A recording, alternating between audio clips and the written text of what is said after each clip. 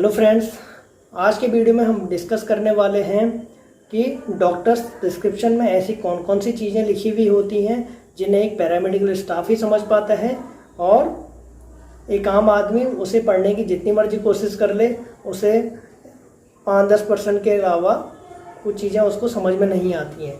तो ऐसा उसमें क्या लिखा हुआ होता है, इस वीडियो में हम उसी बारे में डिस्कस करेंगे। तो सबसे पहले बात कर लेते हैं कि आपका प्रिस्क्रिप्शन होता क्या है। प्रिस्क्रिप्शन आपकी सीधे सीधे आपकी हेल्थ से रिलेटेड होता है, क्योंकि आपके द्वारा बताई गई बीमारी के अकॉर्डिंग ही उस पर्चे में डॉक्टर अपनी दवाइयाँ लिखता है और आपको एडवाइस करता है कि आपको ये चीज़ें खानी है, ये मेडिसिन इस तरीके से लेनी है। लेकिन कई बार क्या होता है कि जब आप हॉस्पिटल से मेडिसिन लेकर के घर पहुंचते हैं तो उन मेडिसिन को लेने के तरीक़ों को भूल जाते हैं, लेकिन डॉक्टर के पर्चे की तरफ जब आप नज़र दौड़ाते हैं तो उसमें आपके समझ में कुछ भी नहीं आता है। तो आइए हम बात करेंगे कि उस पर्चे में ऐसी कॉमनली कौन कौन सी चीज़ें यूज होती हैं जिनको आप खुद से रीड कर सकें और तो समझ करके अपनी मेडिसिन को लेना शुरू करें। तो सबसे पहले बात कर लेते हैं, जो डॉक्टर का प्रिस्क्रिप्शन होता है उसमें सबसे ऊपर हॉस्पिटल का नाम, उसके नीचे पेशेंट की डिटेल होती हैं, उसका नाम, एज, सेक्स, एड्रेस, ये मोबाइल नंबर, ये चीज़ें मेंशन होती हैं। तो पर्चे में सबसे ऊपर डॉक्टर आपकी परेशानी, आपकी कंप्लेन लिखता है, उसके नीचे मेडिसिन, लेफ्ट हैंड साइड की तरफ मोस्टली इन्वेस्टिगेशन वगैरह, और सबसे नीचे कि कितने दिन के लिए आपने मेडिसिन लेनी है और कितने दिन बाद आपको फिर से दोबारा हॉस्पिटल में दिखाने आना है या नहीं आना है। तो ये सब चीज़ें आपको एडवाइस की जाती हैं उस पर्चे में। तो सबसे ऊपर जो कॉमनली आप देखते होंगे कुछ शॉर्ट फॉर्म होती हैं जो डॉक्टर यूज करते हैं, उनमें होती है C/O। अगर लिखा हुआ है तो इसका मतलब होता है कंप्लेन ऑफ। कंप्लेन का मतलब है कि आप क्या क्या कंप्लेन लेकर के डॉक्टर के पास पहुंचे हैं, कि आपको क्या क्या दिक्कतें हो रही हैं, क्या क्या परेशानी हो रही है, वो सब चीज़ें वहाँ पे लिखी हुई होती हैं डॉक्टर द्वारा। इसके बाद जब डॉक्टर आपसे आपकी हिस्ट्री पूछते हैं कि आपको पास में क्या क्या परेशानी हुई थी, कब से आपको दिक्कत हुई है, ये सब चीज़ें, इनके लिए डॉक्टर यूज करते हैं HX। अगर HX बना हुआ है कहीं पे तो इसका सीधे सीधे मतलब है कि हिस्ट्री। DX अगर कहीं पे लिखा हुआ है पर्चे में तो इसका मतलब है डायग्नोसिस। डायग्नोसिस मतलब कि आपका बीमारी वगैरह। KCO, K/C/O, तो इसका मतलब है नून केस ऑफ। अगर आप हाइपरटेंसिव हैं या डायबिटीज मिलाइटिस के पेशेंट हैं तो वहाँ पे डॉक्टर वो चीज़ें मेंशन करते हैं। इसके अलावा आपने देखा होगा कि हर पर्चे में एक सिंबल बना हुआ होता है RX का। इसका क्या मतलब होता है? तो RX का मतलब होता है टू टेक, या फिर डॉक्टर इस सिंबल के द्वारा आपके लिए भगवान से प्रे कर रहा होता है। इसके नीचे डॉक्टर आपको मेडिसिन लिखना शुरू करते हैं। मेडिसिन के नाम से पहले डॉक्टर उनकी डोजेस फॉर्म के बारे में लिखते हैं।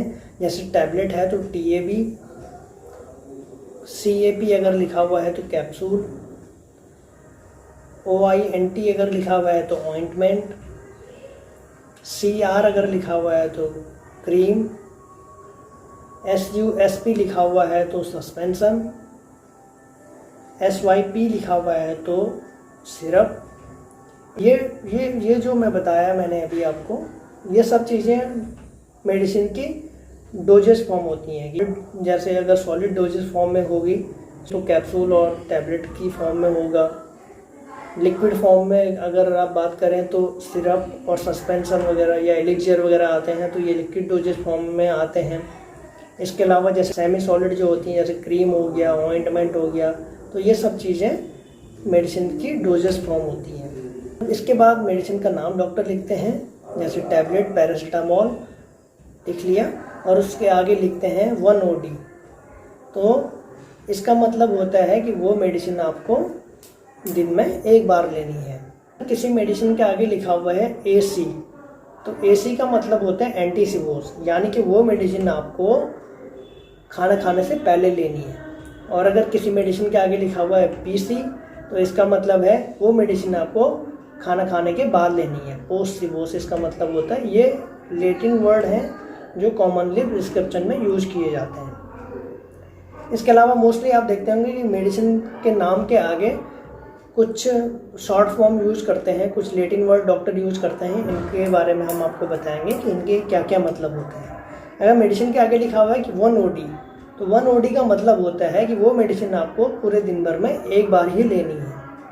अगर मेडिसिन के आगे लिखा हुआ है कि 1 BD या BID या BIS, तो इसका मतलब है वो मेडिसिन आपको दिन भर में 2 टाइम लेनी है। आप उसको सुबह शाम ले सकते हैं। इसके अलावा अगर लिखा हुआ है कि TDS या TID, तो इसका मतलब है कि वो मेडिसिन आपको दिन भर में 3 टाइम लेनी है। अगर QID ये लिखा हुआ है तो QID का मतलब है कि वो मेडिसिन आपको दिन भर में 4 टाइम लेनी है। अगर किसी मेडिसिन के आगे लिखा हुआ है HS, तो समझ लीजिए कि वो मेडिसिन आपको रात को सोते टाइम लेनी है।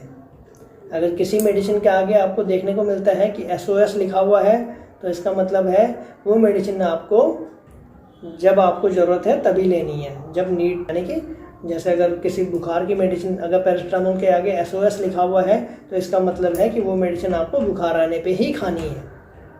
ठीक है। और अगर किसी मेडिसिन के आगे लिखा हुआ है कि 1 स्टेट, तो 1 स्टेट का मतलब होता है कि वो मेडिसिन आपको इमीडिएटली लेनी है। जैसे आप देखते होंगे कि मोस्टली जैसे एल्बेंडाजोल आप ले लो, कीड़ों की जो दवाई होती है, उसके आगे डॉक्टर लिख लेते हैं सिंगल डोज 1 स्टेट। इसके अलावा अगर किसी ऑइंटमेंट के आगे लिखा हुआ है LA, या क्रीम वगैरह अगर है उसके आगे LA लिखा हुआ है, तो इसका मतलब है लोकली अप्लाई। लोकली मतलब कि जिस एरिया में आपको प्रॉब्लम है उस एरिया में आपको लगानी है। जैसे अगर आपको ईचिंग वगैरह कहीं पे हो रही है, खुजली है, दाग है, तो वहाँ उसके लिए अगर आपको डॉक्टर ने मेडिसिन लिखी है, कोई ऑइंटमेंट आपको लिखा हुआ है, कोई ट्यूब आपको लगाने के लिए दिया है, तो उसको आपको लोकली अप्लाई करना है। जहाँ पे अफेक्टेड एरिया है वहीं पे आपको वो चीज़ अप्लाई करनी है। ठीक है। तो ये कुछ चीज़ें मोस्टली आपको देखने को मिलती हैं डॉक्टर के पर्चे में। तो एक पेशेंट के लिए सबसे ज़्यादा यही ज़रूरी होता है कि वो अपनी मेडिसिन को समझे और उनको किस तरीके से लेना है उन चीज़ों को समझ सकें। तो मोस्टली यही चीज़ें, 7-8 चीज़ें मोस्टली आपको हर मेडिसिन के पीछे आपको देखने को मिलेंगी कई। इसके अलावा आप देखते होंगे कि कई पर्चियों में नीचे लिखा हुआ होता है R/A। तो R/A का मतलब होता है रिव्यू आफ्टर। इसके आगे डॉक्टर लिख लेते हैं 5 डेज। तो इसका मतलब है कि आपको 5 दिन बाद फिर से दिखाने आना है। उम्मीद करता हूँ कि इस वीडियो के अंत में अगर आप किसी पर्चे को उठा करके देखेंगे तो उस पर्चे की 40 to 50% चीज़ों को समझ चुके होंगे। अगर आपको वीडियो पसंद आता है तो प्लीज़ वीडियो को लाइक करें, कमेंट करें और शेयर करना न भूलें। Thank you.